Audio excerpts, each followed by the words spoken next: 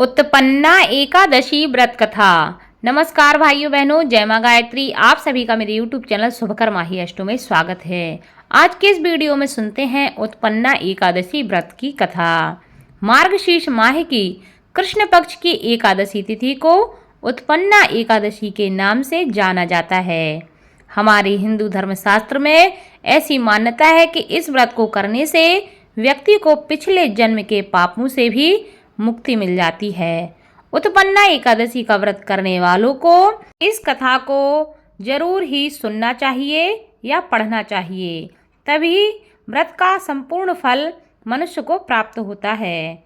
युधिष्ठिर ने एक बार भगवान श्री कृष्ण से पूछा कि हे भगवान, पुण्यमयी एकादशी तिथि कैसे उत्पन्न हुई? इस संसार में क्यों इसे इतना पवित्र माना जाता है तथा देवताओं को कैसे यह प्रिय हुई? भगवान कहते हैं कि हे कुंती नंदन, प्राचीन समय की बात है।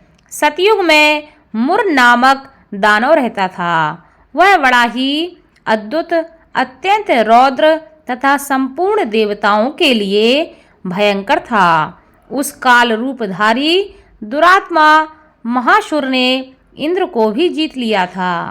संपूर्ण देवता उससे परास्त होकर स्वर्ग से निकाले जा चुके थे और संकेत तथा भयभीत होकर पृथ्वी पर विचरण कर रहे थे। एक दिन सब देवता महादेव जी के पास पहुँचे। वहाँ इंद्र ने भगवान शिव के आगे सारा हाल कह सुनाया। इंद्र कहते हैं कि हे भगवान, ये देवता स्वर्ग लोक के नष्ट होने के कारण पृथ्वी पर विचरण कर रहे हैं। मनुष्यों में रहकर इनकी शोभा नहीं होती। हे देव, कोई उपाय बताएं। देवता किसका सहारा लें? कुछ हमें उपाय बताएं। भगवान शिव ने कहा कि हे देवराज, जहाँ सबको शरण देने वाले, सबकी रक्षा में तत्पर रहने वाले, जगत को शरण देने वाले, सबकी रक्षा करने वाले, जगत के स्वामी भगवान गरुड़ ध्वज विराजमान हैं। तुम लोग वहां जाओ, वे तुम लोगों की रक्षा करेंगे। भगवान श्री कृष्ण कहते हैं। युधिष्ठिर महादेव जी की बात सुनकर परम बुद्धिमान देवराज इंद्र संपूर्ण देवताओं के साथ वहां पहुँचे। भगवान गदाधर क्षीर सागर के जल में सो रहे थे। उनका दर्शन करके इंद्र ने हाथ जोड़कर स्तुति आरंभ कर दी। इंद्र कहते हैं, हे देव देवेश्वर, आपको नमस्कार है। देवता और दानव दोनों ही आपकी वंदना करते हैं। हे पुंडरीकाक्ष, आप दैत्यों के शत्रु हैं, मधुसूदन हैं, हम लोगों की रक्षा करें। हे जगन्नाथ, संपूर्ण देवता मुर नामक दानव से भयभीत होकर आपकी शरण में आए हैं। हे भक्त वत्सल, हमारे ऊपर कृपा कीजिए। हे देव देवेश्वर, हमारी रक्षा कीजिए। हे जनार्दन, हमारी रक्षा कीजिए। दानवों का विनाश करने वाले कमल नयन, हमारी रक्षा कीजिए। हे प्रभु, हम सब लोग आपके समीप आए हैं, आपकी ही शरण में हम सभी आए हैं। हे भगवान, शरण में आए हुए देवताओं की सहायता कीजिए। देव आप ही पति, आप ने ही मति, आप ही कर्ता और आप ही कारण हैं। आप ही सब लोगों की माता और आप ही जगत के पिता हैं। हे भगवान देव देवेश्वर, शरणागत वत्सल देवता भयभीत होकर आपकी शरण में आए हैं। हे प्रभु, अत्यंत उग्र स्वभाव वाले महाबली मुर नामक दैत्य ने संपूर्ण देवताओं को जीतकर उन्हें स्वर्ग से निकाल दिया है। इंद्र की बात सुनकर भगवान विष्णु कहते हैं कि हे देवराज, वह दानव कैसा है, उसका रूप और बल कैसा है तथा उस दुष्ट के रहने का स्थान कहाँ है? इंद्र कहने लगे, पूर्व काल में ब्रह्मा जी के वंश में तालजंघ्य नामक एक महान असुर उत्पन्न हुआ था, जो अत्यंत भयंकर था। उसका पुत्र मुर दानव के नाम से विख्यात हुआ। वह भी अत्यंत उत्कट, महापराक्रमी और देवताओं के लिए भयंकर है। चंद्रावती नाम से प्रसिद्ध एक नगरी है, उसी में स्थान बनाकर वह निवास करता है। उस दैत्य ने समस्त देवताओं को परास्त करके स्वर्गलोक से बाहर निकाल दिया है। उसने एक दूसरे ही इंद्र को स्वर्ग के सिंहासन पर बैठाया है। अग्नि, चंद्रमा, सूर्य और वायु तथा वरुण भी उसने दूसरे ही बनाए हैं। हे जनार्दन, मैं सभी बात आपको बता रहा हूँ। उसने सब कोई दूसरे ही कर लिए हैं। देवताओं को तो उसने प्रत्येक स्थान से वंचित कर दिया है। इंद्र का कथन सुनकर भगवान विष्णु को बड़ा क्रोध हुआ। वे देवताओं को साथ लेकर चंद्रावतीपुरी में पहुंच गए। देवताओं को देखकर दैत्यराज बारंबार गर्जना करने लगा। उससे परास्त होकर संपूर्ण देवता दसों दिशाओं में भाग गए।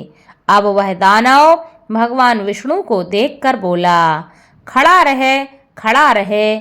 उसकी ललकार सुनकर भगवान के नेत्र क्रोध से लाल हो गए। वे बोले, अरे दुराचारी दानव, मेरी इन भुजाओं को देख।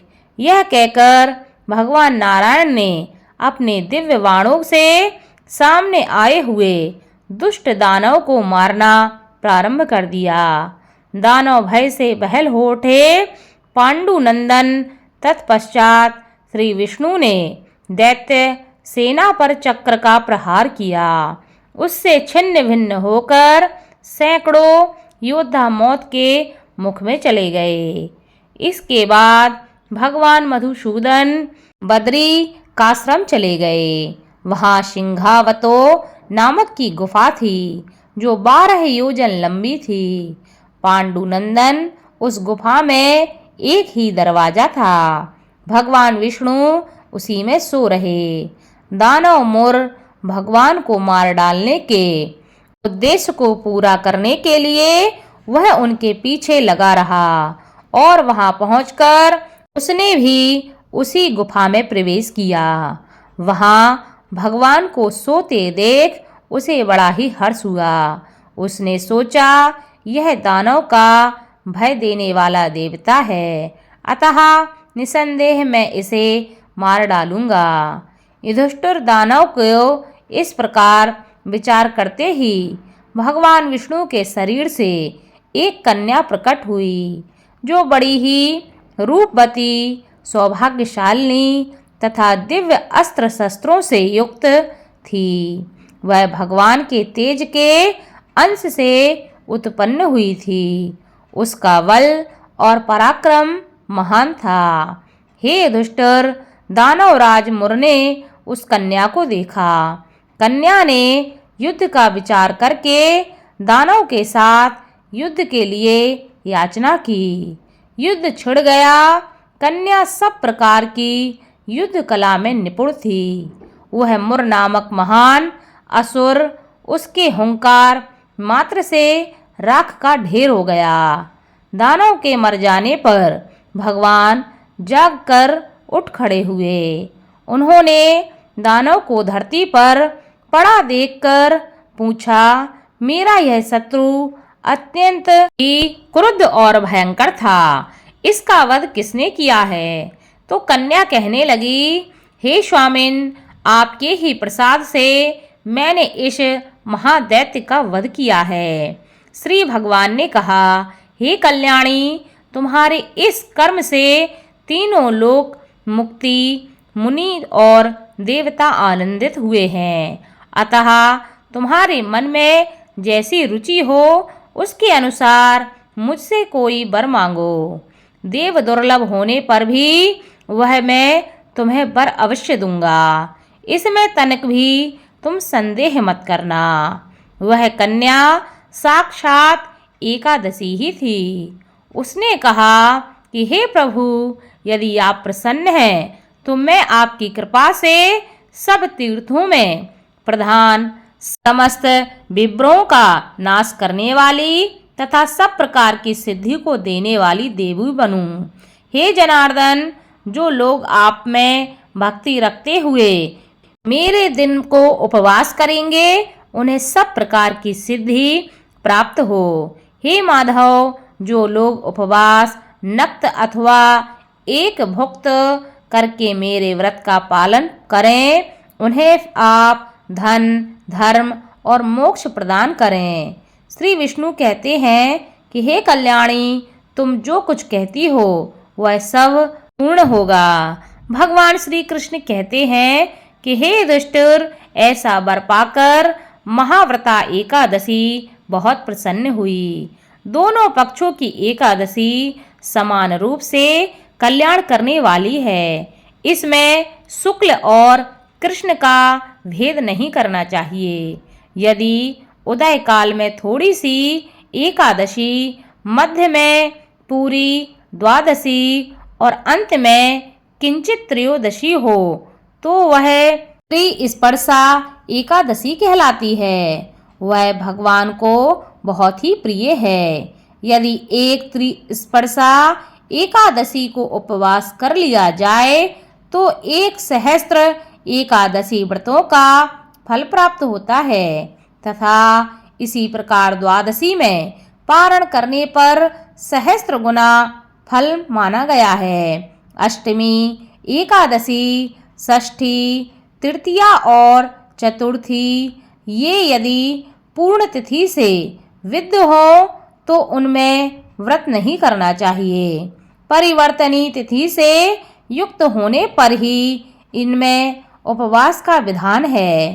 पहले दिन में और रात में भी एकादशी हो तथा दूसरे दिन केवल प्रातः काल एक दंड एकादशी रहे तो पहली तिथि का परित्याग करके दूसरे दिन की द्वादशी युक्त एकादशी को ही व्रत करना चाहिए। यह विधि मैंने दोनों पक्षों की एकादशी के लिए बताई है। जो मनुष्य एकादशी को उपवास करता है वह बैकुंठ धाम में, जहाँ साक्षात भगवान नारायण विराजमान हैं, वहीं जाता है।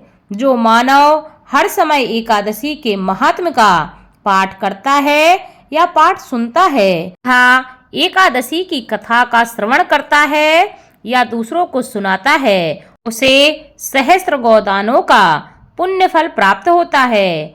जो दिन या रात में भक्ति पूर्वक इस कथा का श्रवण करते हैं वे निसंदेह ब्रह्म हत्या आदि पापों से मुक्त हो जाते हैं। एकादशी के समान पाप नाशक कोई भी व्रत दूसरा संसार में नहीं है। इस कथा को सुनने वाले पर भगवान लक्ष्मी नारायण की कृपा सदा बनी रहती है। उनके घर में हमेशा लक्ष्मी का निवास बना रहता है।